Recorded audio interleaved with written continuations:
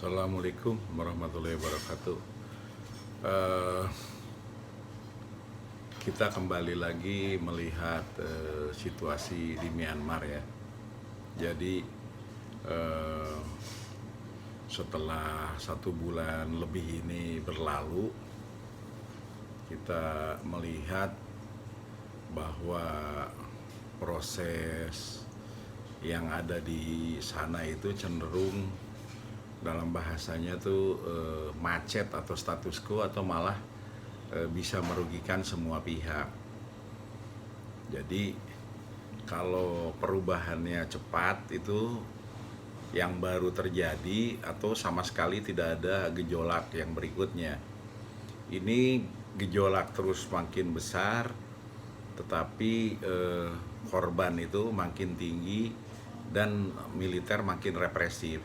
Nah, di awal-awal sudah saya ingatkan, yang paling bahaya itu ketika proses perubahan seperti ini tidak betul-betul disiapkan secara baik, maka negara tersebut beresiko jadi chaos. Kemudian juga seperti Libya, Syria, terus kemudian juga berbagai negara lah ya yang pernah mengalaminya gitu kan, di berbagai belahan dunia. Nah, Myanmar kemarin itu sebetulnya ketika dunia internasional menunjukkan dukungannya, walaupun jelas Cina dan Rusia berpihak kepada rejim militer yang ada di sana gitu kan, tetapi kita harus melihat bahwa sebetulnya dukungan terhadap demokrasi itu cukup tinggi. Nah, tetapi di kemudian hari, beberapa hari kemudian, yang terjadi gelombang demo itu makin besar, kemudian juga jatuh korban, tetapi situasinya masih tetap status quo. Jadi belum terlihat arah yang lebih signifikan dari perubahan itu, atau juga berhenti gitu kan gerakan demonstrasinya. Nah, yang terlihat malahan seperti wakilnya di PBB itu pecah.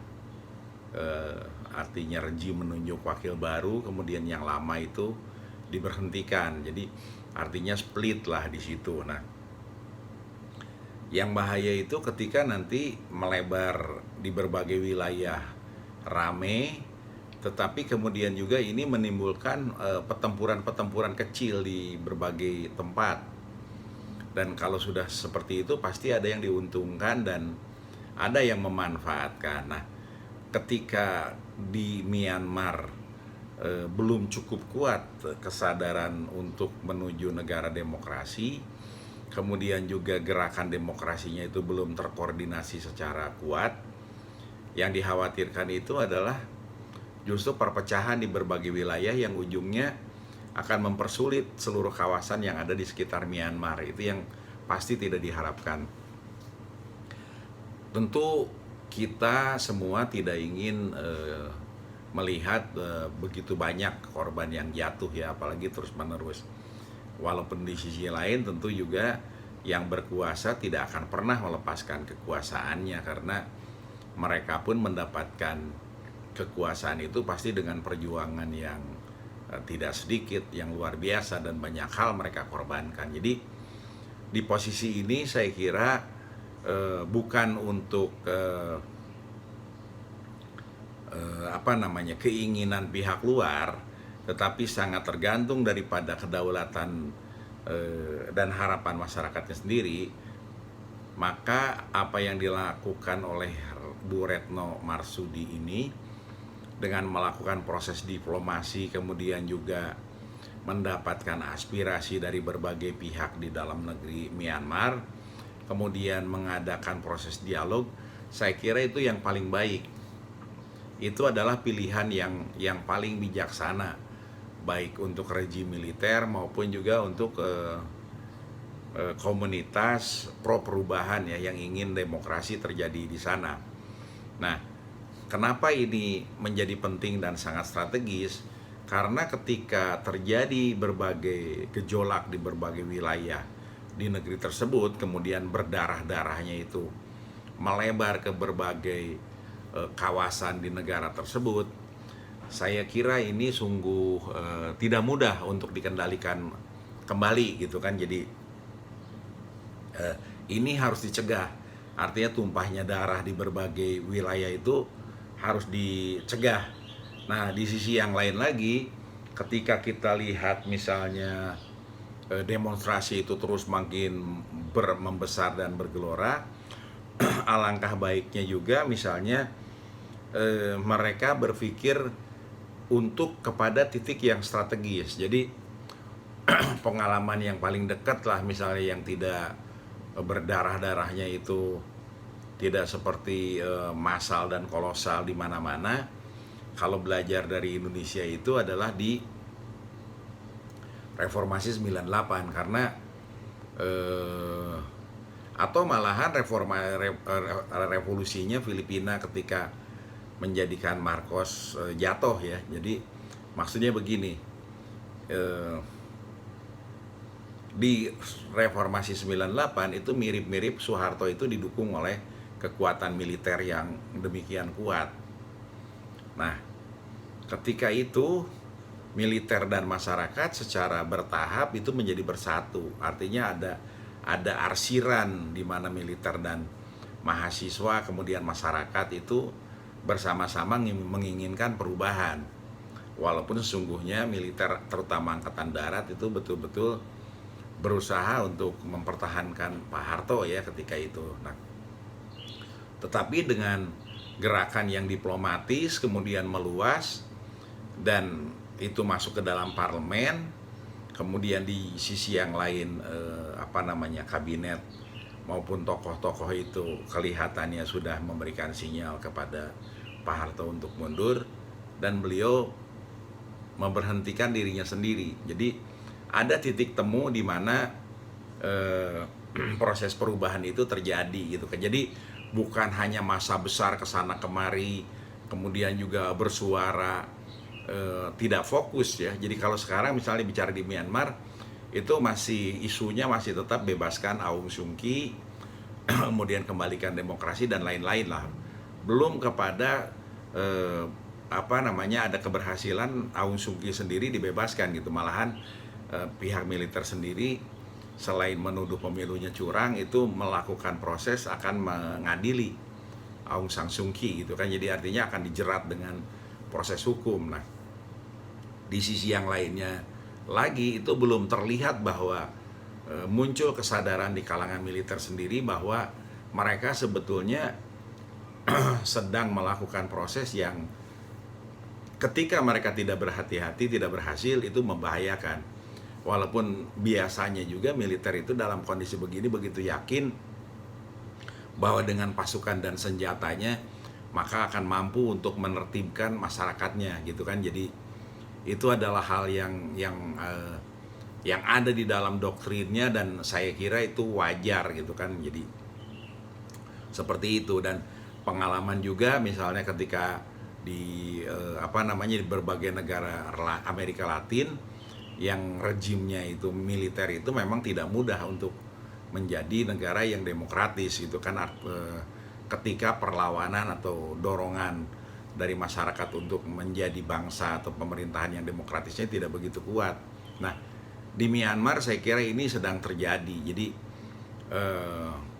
militer itu sendiri merasa bahwa hanya dengan caranya mereka lah bahwa negara ini bisa selamat. Jadi boleh jadi tidak semata-mata soal kepada kekuasaan dan kenikmatan yang dibaca oleh dunia luar gitu kan. Jadi mereka melihat bahwa dengan cara inilah mereka bisa mempertahankan, mempersatukan bangsa Myanmar gitu kan. Itu saya kira yang masih menjadi keyakinannya mereka di sana gitu kan. Nah, oleh karena itu dengan seperti ini pilihannya yang tidak boleh terjadi adalah benturan yang besar yang menyebar ke berbagai negeri, karena kalau itu terjadi korbannya akan sangat banyak. Kemudian itu saya ulang lagi, pasti nggak ada gunanya dan merepotkan seluruh kawasan. Nah, langkah Indonesia untuk menjadi rekonsiliator dengan membuka dialog kepada seluruh pihak yang ada di Myanmar, saya kira perlu diteruskan. Dan dengan langkah ini sangat mungkin terbuka hal-hal yang selama ini tidak pernah terpikirkan atau tidak pernah tercetuskan. Nah, tetapi di sisi lain juga ketika kita melihat seperti ini juga, itu juga pasti tidak sederhana karena situasinya masih 50-50 gitu kan. Jadi militernya masih sangat kuat dan merasa masih bisa mengendalikan, sementara gerakan pro-demokrasinya belum menunjukkan langkah-langkah yang sangat signifikan agar proses ini bisa terjadi ke arah perubahan yang mereka kehendaki. Jadi karena situasinya masih seperti itu, maka pilihannya yang paling bagus adalah ketika Indonesia bisa melakukan proses diplomasi, kemudian ini terjadi proses dialog yang tadi. Nah, tetapi saya kira di balik semua ini pasti tidak terlepas dari konteks bisnis yang di pembicaraan yang awal, Filipina, Thailand maupun Kamboja menyatakan ini internal matter ya, jadi persoalannya Myanmar ini. Sementara Singapura, Amerika Serikat dan Uni Eropa menyatakan bahwa mereka menginginkan proses demokrasi. Artinya ketika dipercayai demokrasi itu yang terjadi, bisnis itu akan lebih sehat, usaha itu akan lebih sehat, dan usaha itu akan lebih terbuka gitu kan. Jadi ketika perizinannya dibuka, ketika proses hukumnya benar, maka itulah yang dilakukan oleh bangsa tersebut gitu kan. Jadi termasuk dia Jepang kelihatannya seperti itu, dan negara lainnya ya, Korea.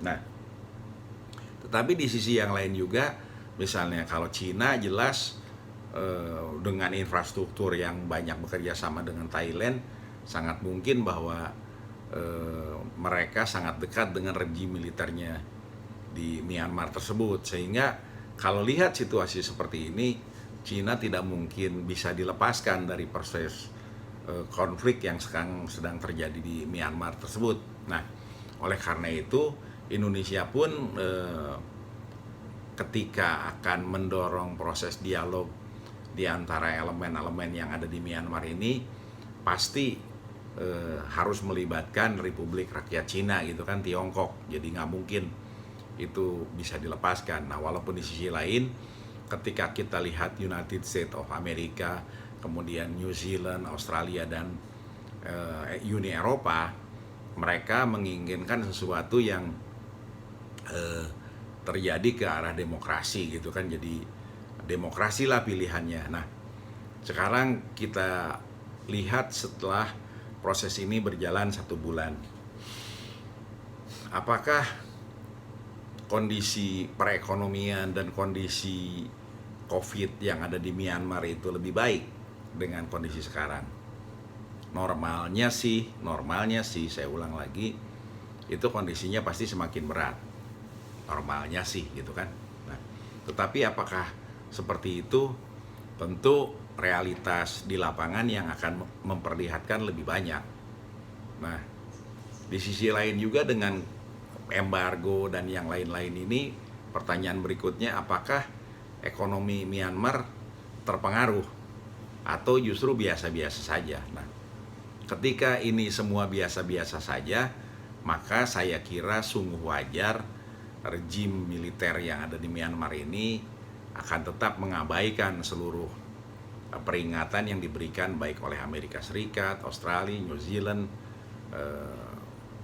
Uni Eropa maupun Singapura, Jepang, dan Korea gitu kan, karena tidak berpengaruh. Nah, tetapi mari kita sebagai bangsa yang di luar bangsa Myanmar, kita justru fokusnya adalah supaya terjadi proses transisi yang tidak membuat bangsa Myanmar ini tercabik-cabik dan menimbulkan korban yang banyak. Karena kita tentu sebagai bangsa yang bersaudara ya di sekeliling situ, berpikirnya fokusnya adalah di persoalan kemanusiaannya gitu kan, kemanusiaannya, keamanannya. Kemudian juga kalau saya sebagai orang Indonesia itu lebih fokus kepada ikut menjaga perdamaian dunia gitu kan. Jadi kita nggak baik juga ketika proses yang didorong oleh yang di luar Myanmar itu justru memprovokasi dan merugikan bangsa Myanmar. Nah, oleh karena itu di tengah situasi yang makin hari yang belum menentu ini, alangkah baiknya barangkali justru dialog dan dan menceritakan apa yang terjadi sebenarnya lah, yang terus diungkapkan oleh berbagai pihak yang ada di Myanmar. Karena jangan sampai situasi ini justru nanti masuk kepada situasi krisis kemanusiaan gitu kan. Jadi karena pandemi ini terjadi di seluruh dunia, krisis ekonomi ini juga terjadi di seluruh dunia, dan kita sangat mengerti bahwa dunia itu sekarang sebetulnya berhadapan dengan pandemi dan krisis ekonomi.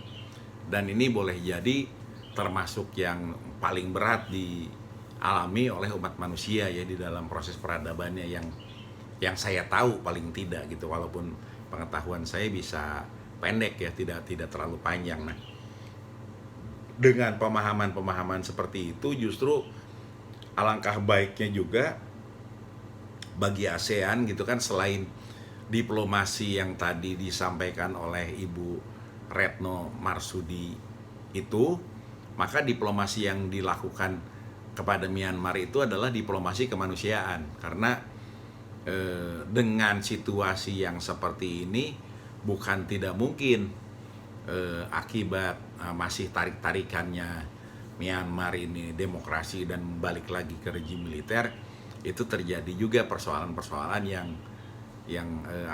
berat lah ya di sana gitu kan, dalam konteks kemanusiaan. Jadi alangkah baiknya mungkin dibuka komunikasi juga, sebetulnya disiapkan operasi-operasi kemanusiaan yang intinya yang paling sederhana adalah tadi penyakit itu, kemudian dengan ekonomi, kemudian yang kedua juga kemanusiaan ini sebetulnya mengedepankan jangan sampai misalnya orang menuntut demokrasi itu dihilangkan, kemudian juga berdarah-darah itu makin terjadi di berbagai tempat, dan yang lain-lain yang bisa merusak bangsa itu sendiri gitu kan. Jadi semoga Bu Retno kemudian juga bangsa ASEAN yang lainnya bisa menindaklanjuti lebih pasti dengan niatan adalah menjaga agar Myanmar ini jangan sampai masuk ke fase yang mereka sendiri sebetulnya tidak bisa mengendalikan.